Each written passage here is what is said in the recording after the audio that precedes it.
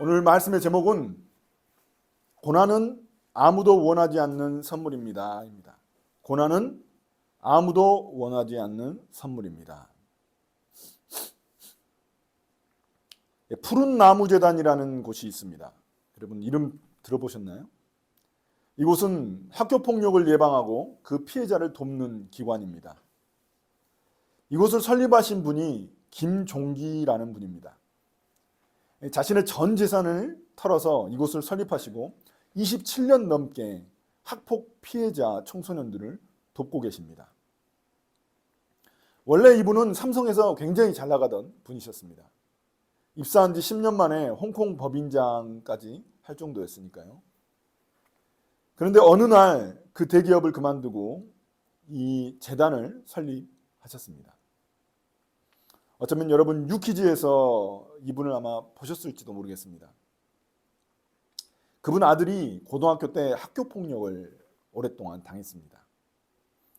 그것을 아들이 이제 견디다 못해서 아파트 5층에서 뛰어내렸습니다. 그런데 다행히도 자동차 위에 떨어져 가지고 그 아들이 살았습니다. 그런데 문제는 그 다음입니다. 그 아들이 다시 걸어서 아파트 고층으로 더 높이 올라가서 다시 몸을 던져서 죽었습니다. 얼마나 괴로웠으면, 한 번 실패했으면 두려워서 그만둘잖아요, 사람들이. 근데 다시 올라가가지고 2번이나 그렇게 시도를 할 수 있었을까요? 참 이 이야기를 듣고 참 기가 막혔습니다. 그 일을 계기로 그 학생의 아버지가 이 재단을 설립하게 되신 것입니다. 물론 그 일은 이 가정에게는 참 이루말할 수 없는 고통이었습니다. 얼마나 고통스러웠겠습니까? 그 아버지가 그 아들 괴롭혔던 애들을 다 죽여버리고 싶었다고 그러시더라고요. 복수하려고 하셨다고 그러더라고요. 그러다가 이제 그 재단을 설립하게 되신 건데, 그 사건을 겪었기 때문에 그 학폭 피해자들의 고통을 알기 때문에 그 아버지가 그 기관을 그 재단을 설립할 수 있으셨던 것이죠. 그때는 그 학교 폭력의 심각성을 잘 사람들이 모르고 있었습니다. 그때는 사람들이 굉장히 무지했어요. 저 때만 생각해도 저도 굉장히 학교에서 괴롭힘 당한 친구들이 있었거든요, 몇 명. 근데 그때는 그런 시대였습니다. 근데 그때 그분이 이제 그 아들을 계기로 인해서 발벗고 나선 겁니다. 그래서 그 재단의 지속적인 노력으로 인해서 학교 폭력 방지 특별법까지 결국 제정될 수 있었습니다. 이런 사례는 참 많습니다. 원래는 가만히 있었으면 무슨 일도 일어나지 않았을 텐데, 어떤 사람들이 어떤 고통과 고난을 겪고 난 후에 그것이 어떤 좋은 역할을 하게 된 그런 케이스가 많습니다. 부모한테 버림받은 보육원 출신 분이 그 보육원 아이들을 돕는 기관을 만들어서 참 잘 돕고 있습니다. 저도 그 기관에 한번 가서 그분을 만나본 적이 있는데요. 왜 그렇게 도울 수 있을까요? 그 누구보다 그 어려움을 잘 알기 때문에 누구보다도 잘 도울 수 있는 겁니다.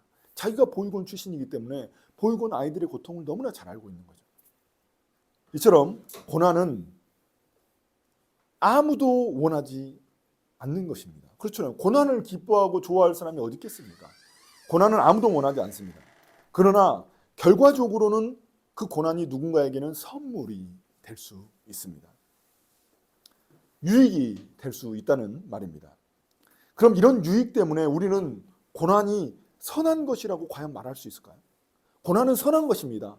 고난은 우리에게 유익을 주는 겁니다. 이렇게 우리가 쉽게 말할 수 있을까요? 오늘 말씀을 통해서 고난에 대한 우리의 이해가 더 깊어지는 시간이 되기를 바랍니다. 우리가 욥기를 다루면서 계속 고난 이야기를 하니까 이거 고난 지금 받는 거 아니야? 이런 생각이 들 수도 있는데, 그렇다면도 불구하고 고난 이야기예요. 욥기는 고난 이야기라서 이 고난 이야기를 안 할 수가 없습니다. 고난에 대해서 우리가 고난이 아닌 때에 더 고난을 깊이 묵상해보는 시간이 되면 좋겠습니다. 오늘 말씀에 등장하는 주인공은 욥이 아닙니다. 욥의 친구 엘리후입니다. 엘리후. 이 친구는 31장까지 단 한 번도 등장하지 않았던 뉴페이스입니다. 뉴페이스. 조용히 있다가 갑자기 욥과 세 친구 앞에 짠 하고 나타난 겁니다. 어떻게 된 일일까요? 그러니까 원래는 친구가 4명이었던 겁니다. 4명이었는데 3명만 계속 이야기를 했던 거예요. 3명이 세 사이클을 돌면서 계속 이야기를 했어요. 근데 한 사람은 계속 가만히 있었던 거예요. 그 사람이 누구냐면 엘리우인 거예요. 엘리우. 엘리우는 침묵을 지키다가 이제 마지막에 갑자기 등장하게 된 것입니다. 듣고만 있다가 이제 등장한 거죠. 엘리우의 말이 32장부터 등장합니다. 그 바로 앞에 나온 장이 29장부터 31장입니다. 29장부터 31장은 욥의 최후 변론이 등장하고 있습니다. 이 욥기는 어떤 재판 형식으로 우리가 읽으면 좀 잘 이해가 될 수 있거든요. 그러니까 이 계속해서 친구들과 변론하다가 이제 친구들이 이제 검사였던 거죠. 이제 그래서 계속해서 이제 변론하다가 이제 욥이 마지막 최후 변론을 한 겁니다. 최후 변론을 한 게 이제 29장부터 31장입니다. 그러면 이제 판사이신 그 하나님의 판결이 이제 나와야 될 텐데 하나님의 판결이 곧바로 나오지를 않습니다. 그래서 하나님이 욥기에서 나타나시는 장이 어디냐면 38장입니다. 38장 이후로 등장하시거든요. 그러니까 38장 이후로 하나님이 등장하시고 31장까지 욥이 등장하고 그 중간에는 뭐가 등장하냐면 엘리후의 말이 등장합니다. 6장에 걸쳐서 엘리후가 말을 하고 있습니다. 그럼 왜 갑자기 엘리후의 말이 이렇게 갑자기 끼어들어와 있을까요? 욥기 가운데 왜 엘리후의 말이 들어와 있을까요? 엘리후의 말이 욥기 전체에서 어떤 의미가 있길래 도대체 왜 여기에 끼어 있는 것일까요? 이것에 대해서는 학자들의 의견이 굉장히 분분합니다. 지금도 하나의 정해진 그런 의견은 없습니다. 어떤 학자는 세 친구들의 말과 이 엘리후의 말이 굉장히 흡사하다고 생각합니다. 그래서 주제가 비슷하기 때문에 엘리후의 말이 그렇게 큰 의미가 있지 않다고 생각합니다. 그래서 그리고 또 나중에 보면은 하나님이 나타나셔가지고 욥의 세 친구들은 질책하시거든요. 책망하세요. 이들에 대해서 책망하시는데 엘리후에 대한 말은 없으십니다. 언급이 없으세요. 엘리후에 대해서는. 그럼 엘리후를 하나님이 무시하는 걸까요? 에이, 뭐 얘는 그냥 뭐 말할 필요도 없어. 그냥 얘는 언급의 가치도 없어. 그냥 내비둬. 이렇게 하고 그냥 넘어가신 것일까요? 그러니까 이런 그런 근거들이 있기 때문에 학자들이 엘리후의 말은 별로 신경 쓰지 않아도 된다. 그냥 큰 주제에 어떤 영향을 미치지 못한다. 이렇게 이야기를 하는 것이죠. 그래서 심지어 이제 빼도 괜찮다. 엘리후의 말은. 근데 6장이나 있잖아요. 이제 그게 문제인 거죠. 근데 제가 보기에는 그렇지 않다는 겁니다. 그러니까 뭔가 6장이나 있는데 이게 의미가 없다는 거는 좀 말이 안 된다는 거예요. 제 생각에는. 빼도 상관없는 사람의 말을 성경이 이렇게 6장에 걸쳐서 기록할 이유가 없는 겁니다. 그러니까 성경에 분량이 많이 나온다거나 아니면 어떤 특정한 단어가 계속 반복해서 나온다는 것은 중요하다는 말이거든요. 그런데 엘리후의 말이 세 친구의 말보다 훨씬 깁니다. 그리고 32장부터 37장까지 제가 말씀드린 대로 6장에 걸쳐서 나옵니다. 6장에 걸쳐서 나오는데 이 4번의 긴 설교가 나오거든요. 긴 엘리후의 연설이 나옵니다. 연설이 등장하는데 또 엘리후는 그 친구들을 소개한 것과는 또 그 소개가 또 다릅니다. 엘리후의 소개를 보시면 32장 2절인데요. 32장 2절에 여러분들은 그 묵상책 한 장만 넘기시면 되는데 엘리후는 람족 속에 속하는 부스 사람 바라겔의 아들이다 라고 소개하고 있습니다. 다른 친구들에 대한 소개는 어떤 것일까요? 다른 친구들의 소개는 이런 겁니다. 대만 사람 엘리바스, 수아 사람 빌닷, 나아마 사람 소발. 이게 끝이에요. 어디 지역 사람인지 그런 이야기만 하는 겁니다. 근데 엘리후는 그 엘리후의 가문과 아버지의 이름까지 자세히 소개하고 있습니다. 뭔가 중요하니까 이렇게 소개하고 있는 게 아닐까요? 또한 아버지의 이름 바라겔은 하나님이 복주시길이라는 뜻입니다. 하나님이 복주시길. 또 엘리후의 이름은 뭐냐면 여호와는 하나님이시다라는 뜻입니다. 엘리후. 그러니까 이렇게 볼 때 이게 말이 좀 의미심장하지 않습니까? 하나님이 복주시길, 아버지 이름이. 그 다음에 엘리후의 말은 여호와는 하나님이시다. 뭔가 의미심장하지 않습니까? 이렇게 볼 때 우리는 엘리후의 말을 주의 깊게 살펴봐야 할 필요성이 있다는 것입니다. 자, 32장에서 엘리후가 등장하게 된 이유는 뭐냐면 새 친구들이 말하는 게 너무 답답한 거예요. 욥을 이기지도 못하고 욥을 설득하지도 못하고 이게 너무 답답한 거예요. 근데 엘리후가 가만히 있었던 이유가 있습니다. 뭐냐면 나이가 제일 어려요. 영봉서열이라는 게 있지 않습니까? 그러니까 거기도 이제 그런 서열이 있었던 거예요. 그래서 그냥 가만히 있었던 거야. 너희들이 하는 말 참 들어보자. 좀 나이가 있으니까 이 친구들이 하는 말 잘 들어보고 욥도 나이가 있는데 내가 제일 어린데 뭐라고 끼어들겠냐. 그냥 가만히 좀 있자. 그냥 듣고만 있자 하면서 딱 들어봤던 거예요. 그런데 새 친구들이 욥을 논쟁에서 잘 이기지를 못하는 거예요. 그러니까 아이고 답답해. 속이 막 답답한 거예요. 내가 지금 말을 해야 된다. 그러다가 이제 마지막에 막판에 이 엘리후가 나타나가지고 내가 이제 다 이야기를 해줄게. 어떻게 이게 어떤 일이 일어난 건지 내가 이야기해줄게 하면서 엘리후가 등장하게 된 것입니다. 자, 우리가 잘 알다시피 욥의 친구들은 욥이 겪은 고난이 욥이 진짜 너무나 다 잃었지 않습니까? 재산도 잃고 가족도 잃고 다 잃었단 말이에요. 자녀들도. 근데 이 모든 고난이 그의 죄 때문이라고 그렇게 친구들은 말했습니다. 왜냐하면 친구들이 보기에 이 세상은 인과응보, 권선징악, 뿌린 대로 거둔다는 그 원리가 작동하고 있다고 믿었기 때문이죠. 그러니까 욥이 죄를 지은 게 아니라면 이런 큰 고난을 겪을 리가 없다는 겁니다. 아무 이유도 없이 이런 일이 일어날까? 이렇게 생각하는 거죠. 그게 하나님이 이 세상을 움직이는 원리라고 믿었던 겁니다. 이에 대해 욥은 자신이 도대체가 이런 고난을 받을 만한 죄를 지은 적이 없다고 말합니다. 그러니까 욥은 자기가 아예 죄를 짓지 않았다는 말이 아닙니다. 욥은 분명히 죄를 지었겠죠. 그런데 이런 고난을 받을 만한 죄는 짓지 않았다는 겁니다. 막 온몸에 막 두드러기가 나가지고 막 죽는 것이 차라리 낫다고 생각이 들 정도고 가족들 다 잃고 재산 다 잃고 종들 다 잃고 뭐 이런 고난을 내가 왜 겪어야 된다는 거죠. 그러니까 막 친구들과 변론하고 막 친구들 쓸모없는 자식들을 그냥 와가지고 막 위로한다고 이러고 있다고 막 말하고 막 하나님께 탄식하기도 하고 죽여달라고 이야기도 하고 막 이러는 거죠. 그래서 그의 최후 변론이 이제 나타났는데 이 최후 변론에서 욥은 어떻게 이야기하냐? 하나님이 직접 나타나시기를 원합니다. 하나님이 직접 나타나셔서 나에게 말씀해 달라고 그렇게 간절히 원합니다. 이게 욥의 최후 변론입니다. 나타나셔서 말씀해 주십시오. 밝혀 주십시오. 이 억울한 사정을 알려 주십시오. 이게 욥의 최후 변론입니다. 이에 대해서 엘리후는 어떤 입장일까요? 엘리후는 굉장히 또 웃깁니다. 둘 다 비판합니다. 여러분 양비론이라고 아시죠? 이쪽도 저쪽도 아닌 양비론 둘 다 비판합니다. 새 친구들도 이 친구들의 지혜도 부족하고 욥도 잘못했다. 이렇게 말하는 사람이 엘리후입니다. 엘리후는 양비론을 펴는데요. 먼저 욥의 잘못을 지적합니다. 12절 13절입니다. 그러나 내가 욥 어른께 감히 말합니다. 어른은 잘못하셨습니다. 하나님은 어떤 사람보다도 크십니다. 그런데 어찌하여 어른께서는 하나님께 불평을 하면서 대드시는 겁니까? 어른께서 하시는 모든 불평에 일일이 대답을 하지 않으신다고 해서 하나님께 원망을 할 수 있습니까? 엘리후는 새 친구들과는 달리 욥의 말을 인용해서 조목조목 그 잘못을 지적합니다. 엘리후는 하나님이 왜 욥의 불평에 대해서 모든 대답을 꼭 하셔야만 되느냐 그렇게 이야기를 하는 겁니다. 하나님이 훨씬 크신 분인데 인간하고는 비교할 수 없는 분인데 왜 하나님이 당신의 불평에 대해서 불만에 대해서 모든 대답을 해주셔야만 되는가? 그것에 대해서 엘리후는 이야기하는 겁니다. 당신이 뭔데? 당신 뭐 그렇게 중요한 사람이라고 하나님이 일일이 다 대답해 줘야 되냐? 이렇게 묻는 것이죠. 덧붙여서 엘리후는 하나님이 말씀을 하지 않으신 게 아니라 당신이 못 알아들은 것이다 라고 이야기를 합니다.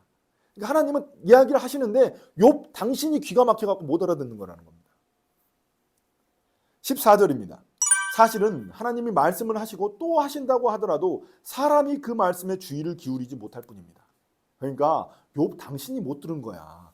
그러니까 이거는 당신 책임이지 하나님 책임이 아니야. 그 이야기를 하는 겁니다. 하나님은 사람이 필요한 때에 그 사람이 알아들을 수 있도록 계속해서 말씀하신다는 겁니다. 우리 그리스도인들이 고난의 때에 가장 괴로운 게 무엇인가요? 육체적인 고난인가요? 그렇지 않습니다. 가장 그리스도인들에게 가장 괴로운 것은 하나님의 침묵입니다. 하나님이 내게서 멀리 떠난 것처럼 느껴지는 겁니다. 이 고난의 때에 왜 하나님은 나에게 말씀하지 않으시고 나에게 뭔가를 알려주시지 않으신가? 이게 가장 괴로운 거죠. 여러분 그 사일런스라는 영화를 아십니까? 사일런스라는 영화가 있습니다. 마틴 스콜세지라는 굉장히 미국에서 유명한 감독의 영화입니다. 일본에 이 복음이 전파됐을 때 핍박받았던 그 크리스찬들의 이야기를 다루고 있습니다.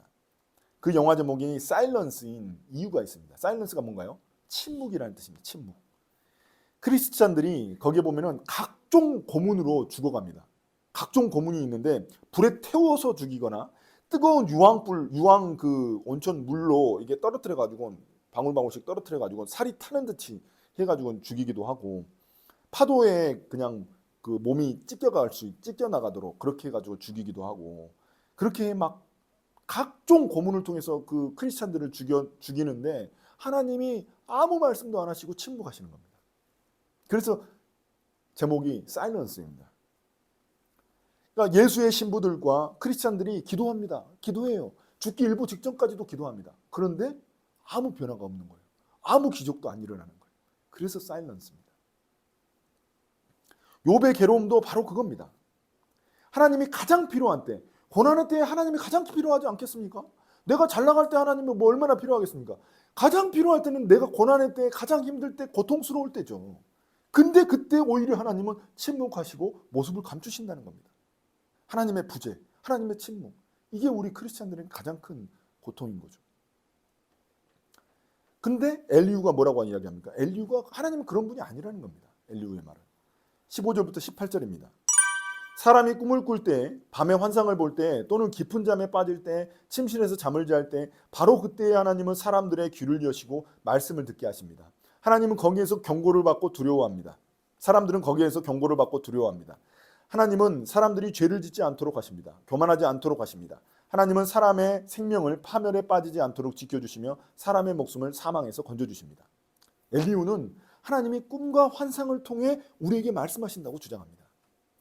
우리가 때때로 악몽이나 그 뭔가 희한한 꿈을 꾸지 않습니까? 저도 그런 적이 있는데 최근에 자고 일어나면은 이제 찝찝합니다.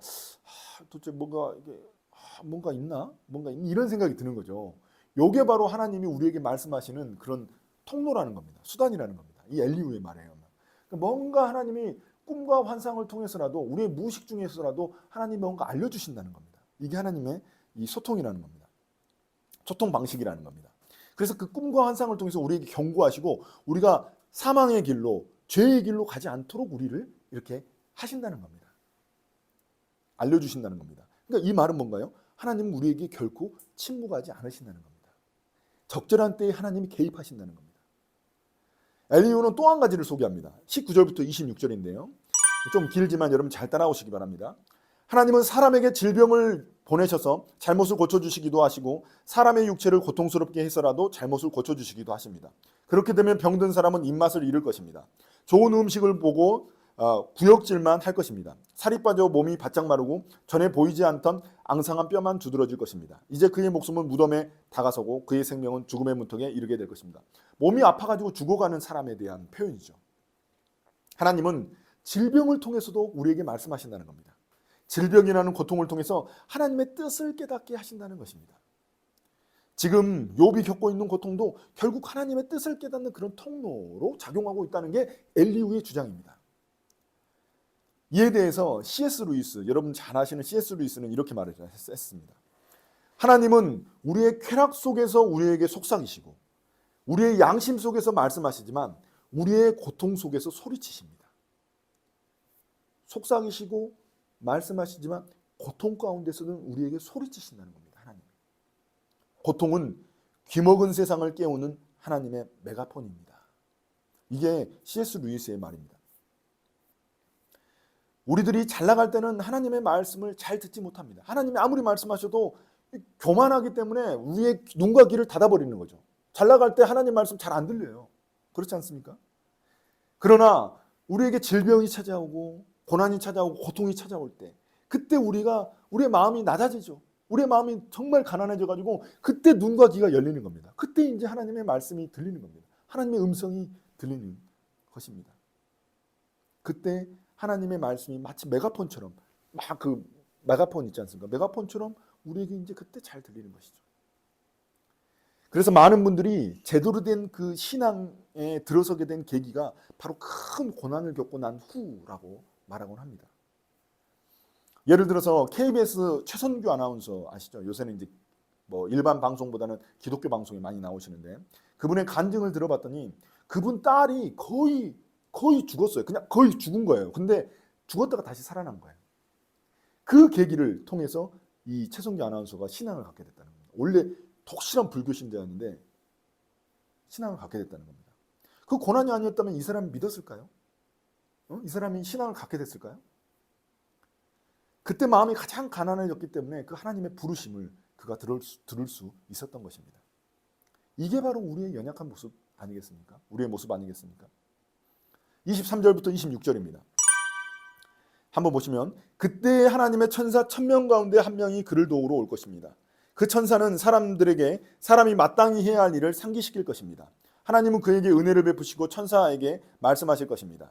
그가 무덤으로 내려가지 않도록 그를 살려주어라. 내가 그의 몸값을 받았다. 그렇게 되면 그가 다시 젊음을 되찾고 건강도 되찾을 것입니다. 그가 하나님께 기도를 드리면 하나님은 그에게 응답하여 주실 것입니다. 그는 기쁨으로 하나님을 섬기고 하나님은 그를 다시 정상적으로 회복시켜 주실 것입니다. 우리가 고통당할 때 하나님은 천사를 보내서 자신의 뜻을 알려주신다는 겁니다. 우리가 가장 마음이 낮았을 때, 가난했을 때 그때 하나님이 천사를 보내셔가지고 자신의 뜻을 알려주신다는 겁니다. 그리고 건강을 회복할 수 있도록 은혜를 베풀어 주신다는 것입니다. 이때 중요한 게 뭐냐면 몸값입니다. 몸값. 여기서 표현한 몸값. 이건 죄값을 의미합니다. 죄값. 우리가 지은 죄의 그 죄값을 지불해야만 하는데 그 죄값을 지불해야 회복이 되는데 그 죄값을 지불할 그 능력이 우리에게는 없는 겁니다. 어떻게 우리가 죄값을 지불하겠습니까? 뭘로 지불하겠습니까? 우리 생명으로 지불할 수는 없지 않습니까?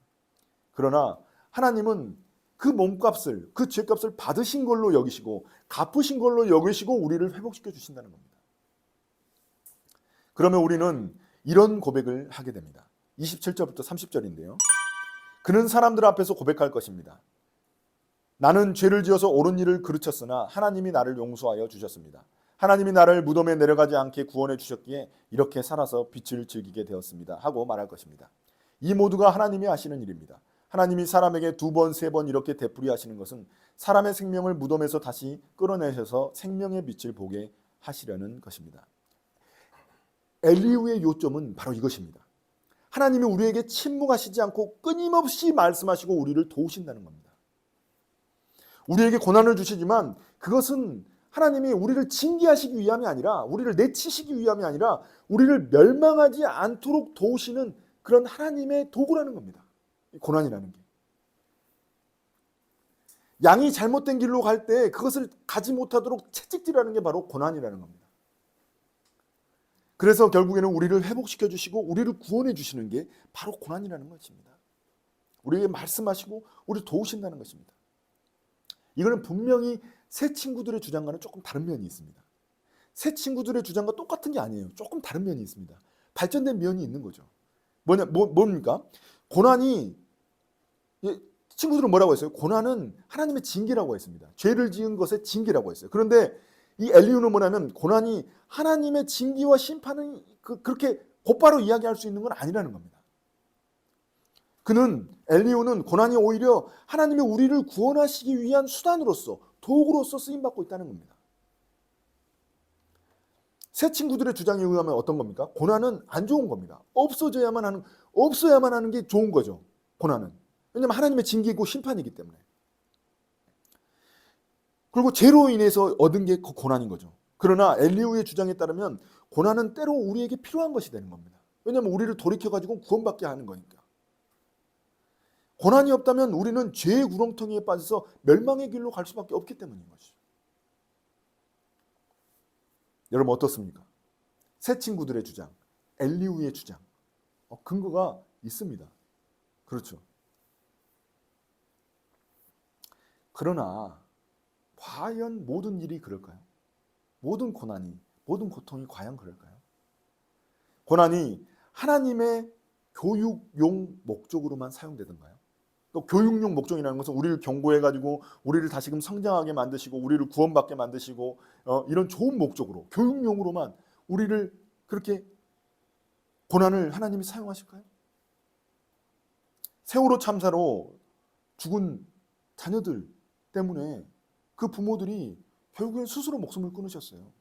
자녀들의 그 고통 때문에. 그게 하나님의 교육용 목적이라고 이야기할 수 있습니다.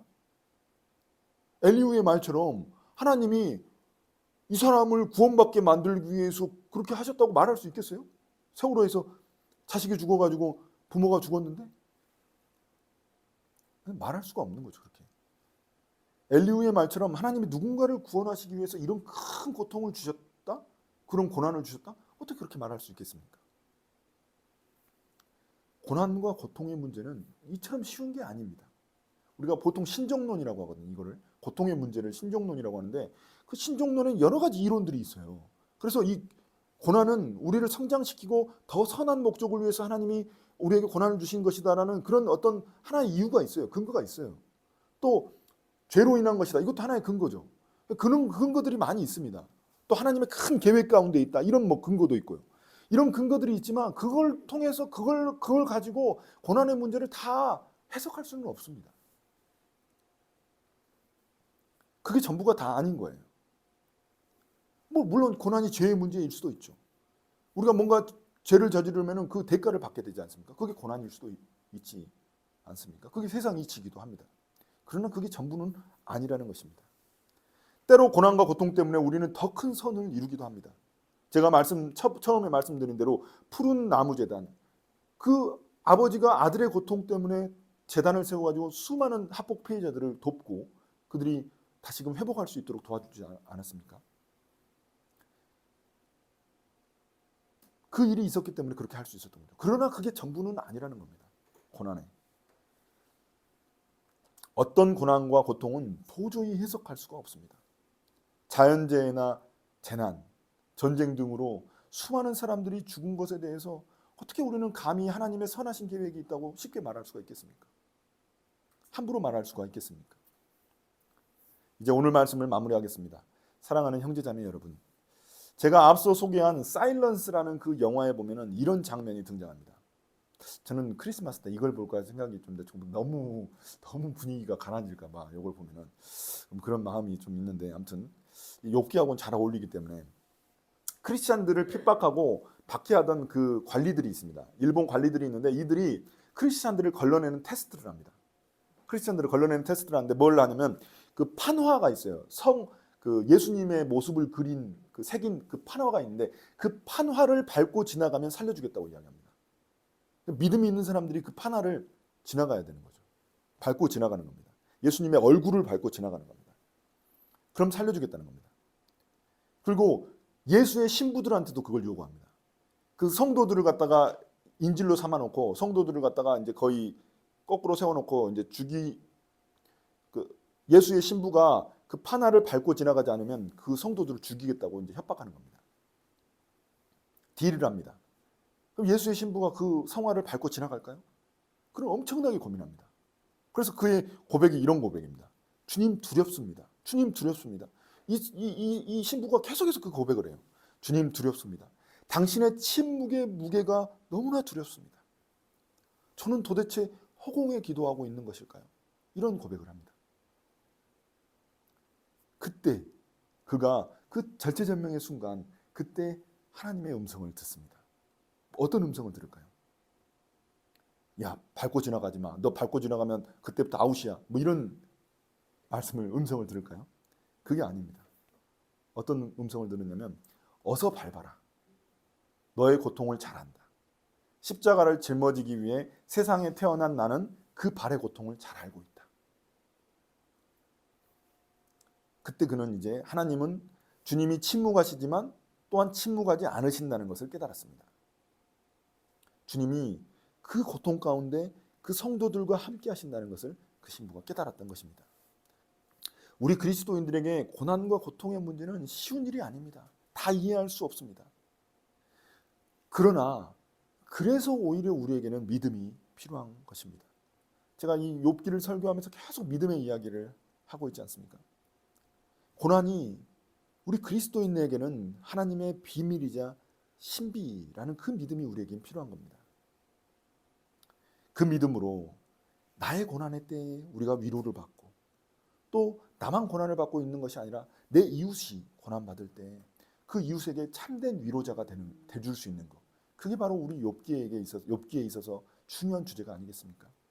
저는 정말 나의 고난의 때에 내가 위로를 받고 참된 위로를 받고 또 이웃의 고난의 때에 참된 위로자가 될 수 있는 저와 여러분이 되시기를 예수님의 이름으로 축복합니다. 아멘.